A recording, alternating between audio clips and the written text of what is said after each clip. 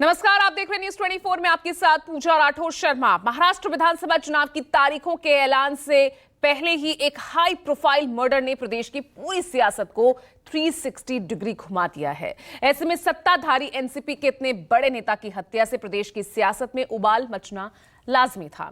विपक्षी महाविकास अघाड़ी के नेताओं ने एक सुर में न सिर्फ महायुति सरकार पर जमकर हमला बोला, हालांकि महायुति की ओर से भी पलटवार किया गया। ऐसे में सवाल ये उठता है कि आखिर बाबा के मर्डर से आने वाले चुनाव में कितना असर पड़ेगा। ये रिपोर्ट देखिए और समझिए।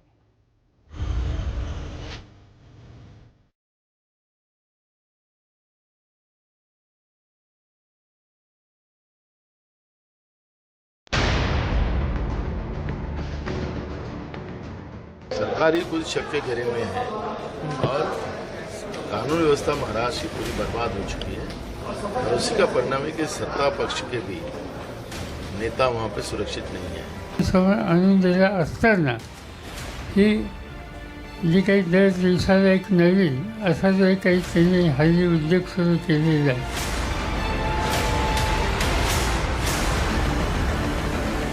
मला असं वाटतं की त्यांना केवळ सत्ताच पाहिजे। इतकी गंभीर घटना झाल्यानंतरही त्यांच्या नजरेसमोर फक्त खुर्ची आहे।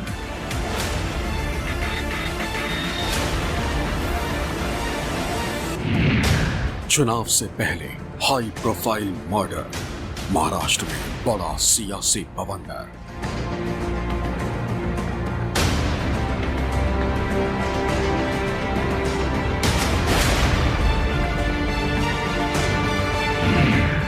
बॉलीवुड से सियासत तक दबदबा, मुंबई में बाबा की सरेआम हत्या।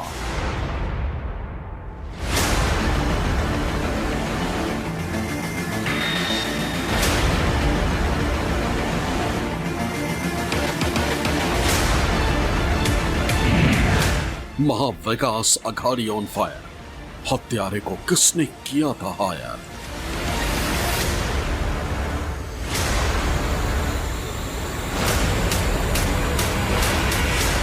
बाबा सिद्दीकी को किसने एलिमिनेट करवाया है, किसने आदेश दिया है उनको मारने का, इसकी घटना का सूत्रधार कौन है?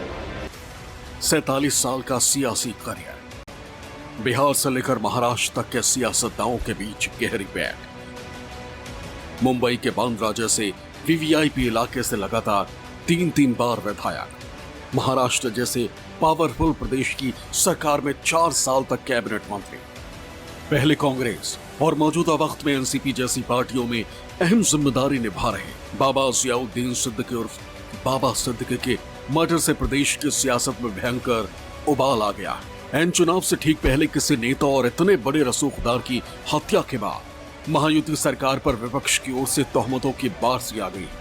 आपको सुनाएंगे कि कैसे महाविकास अघाड़ी के नेता महाराष्ट्र की सत्ता पर काबिज महायुति सरकार के नेताओं पर अब तक का सबसे बड़ा हमला किया है। लेकिन उससे पहले जरा ये जान लीजिए कि इतने बड़े सियासतदान और रसूखदार शख्स की हत्या कैसे हुई।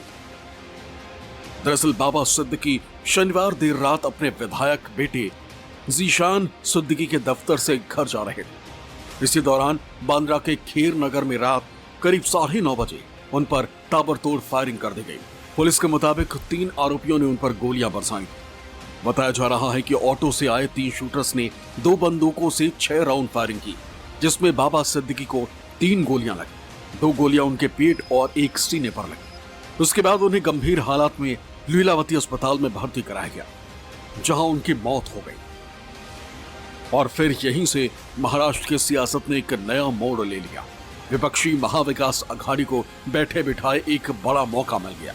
चूंकि बाबा सिद्दीकी मौजूदा वक्त में सत्ताधारी अजीत पवार के एनसीपी का हिस्सा, लिहाजा विपक्ष को हमला करने का एक और प्लस पॉइंट मिल गया।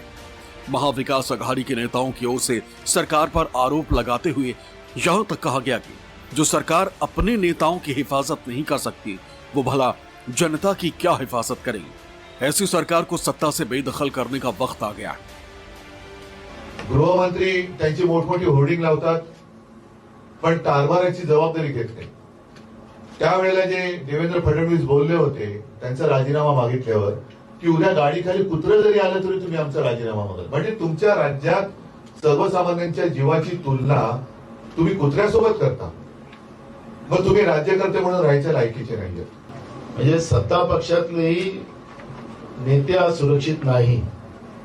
कालपर्यंत आम्ही सांगत होतो की शाळेमध्ये शिकणाऱ्या आमच्या 4 वर्षाच्या 5 वर्षाच्या मुली सुद्धा सुरक्षित नाही, महिला सुरक्षित नाही, या राज्यातले लोक सुरक्षित नाही. पण आज सत्ता पक्षातलेही नेते आज सुरक्षित नाही.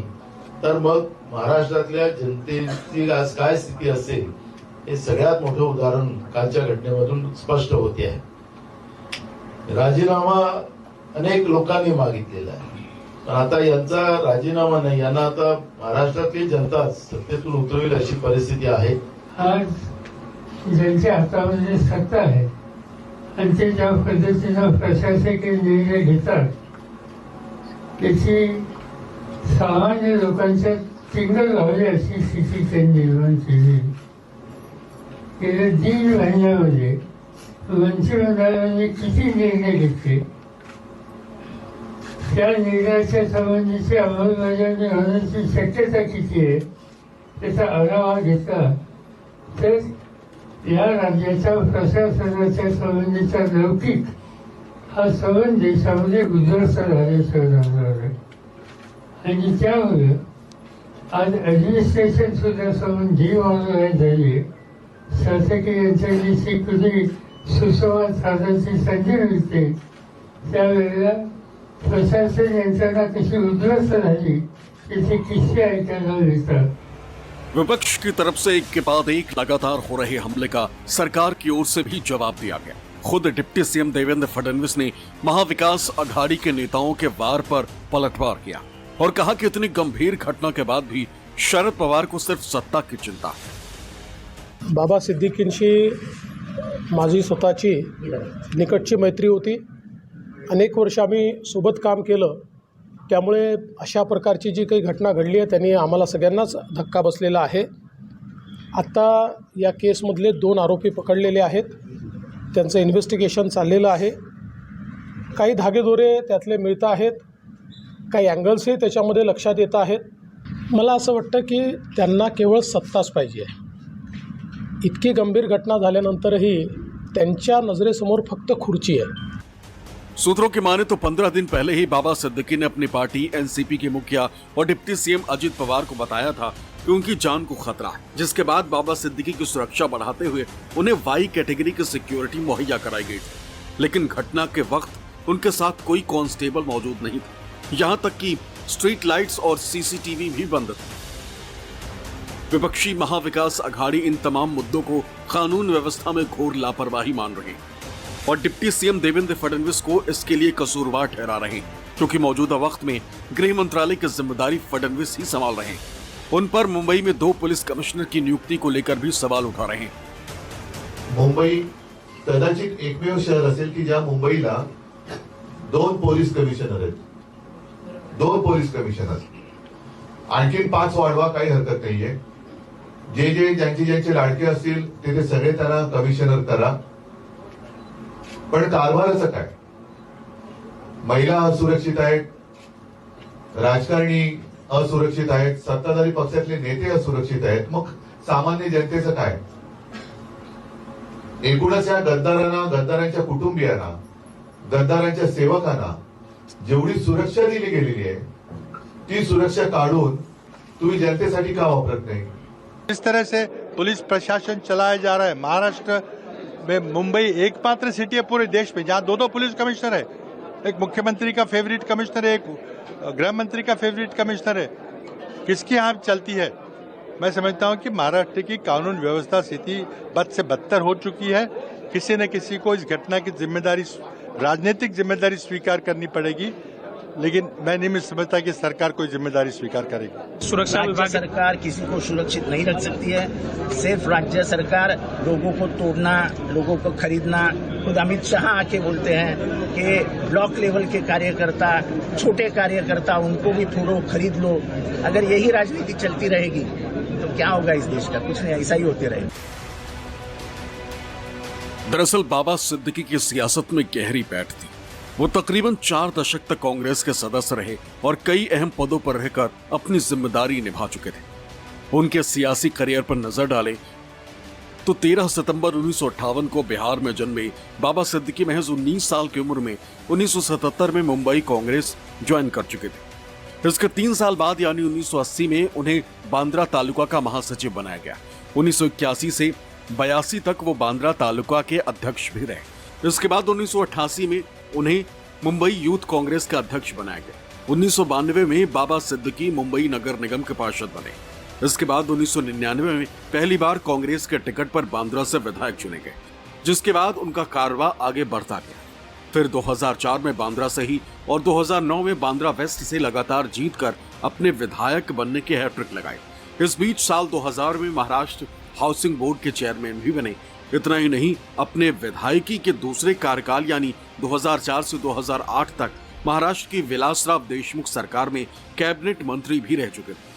2014 में बांद्रा वेस्ट से बीजेपी नेता आशीष शेलार से हारने के बाद उन्हें मुंबई रीजनल कांग्रेस कमेटी का उपाध्यक्ष बनाया गया। 2019 में वो महाराष्ट्र कांग्रेस कमेटी के पार्लियामेंट्री बोर्ड के मेंबर बनाए गए थे। यानी अपने सियासी करियर के लगभग पूरे 47 साल बाद सिद्दीकी कांग्रेस में ही रहे। हालांकि इसी साल लोकसभा चुनाव से पहले 12 फरवरी 2024 को वो कांग्रेस छोड़ अजित पवार की एनसीपी में शामिल हो गए थे। यानी बाबा सिद्दीकी अभी सत्ताधारी एनसीपी के सदस्य थे। माना जा रहा है कि मुंबई के बांद्रा वेस्ट और बांद्रा ईस्ट विधानसभा की सीट पर बाबा सिद्दीकी की अच्छी पकड़ थी। बांद्रा वेस्ट से तो वो खुद विधायक रह चुके थे, वहीं बांद्रा ईस्ट से मौजूदा वक्त में उनके बेटे जीशान सिद्दीकी कांग्रेस के टिकट पर विधायक। ऐसे में चुनाव से पहले बाबा सिद्दीकी की हत्या को सियासी एंगल भी दिया जा रहा। सवाल ये है कि ये पॉलिटिकल किलिंग है, क्या ये एक्सटॉर्शन किलिंग है? उनको 15 दिन पहले डेथ थ्रेट आए थे, ये सच है या नहीं? और ऐसे हालत में उनको पुख्ता सिक्योरिटी क्यों नहीं दी गई? क्या उनकी हत्या होने दी गई? ये तो बहुत गंभीर बात है। किस तरह की कानून व्यवस्था यहाँ चल रही है? The complete collapse of law and order machinery in the state. और यहाँ पे बाबा सिद्दीकी को किसने एलिमिनेट करवाया है, किसने आदेश दिया है उनको मारने का? इसकी घटना का सूत्रधार कौन है? क्या ये सच्चाई सामने आएगी? क्या हम 90 के दशक में जिस तरह से हादसे महाराष्ट्र में हो रहे थे उस दौर की ओर हम जा रहे हैं? बहुत ही दुर्भाग्यपूर्ण ऐसी घटना घटी है।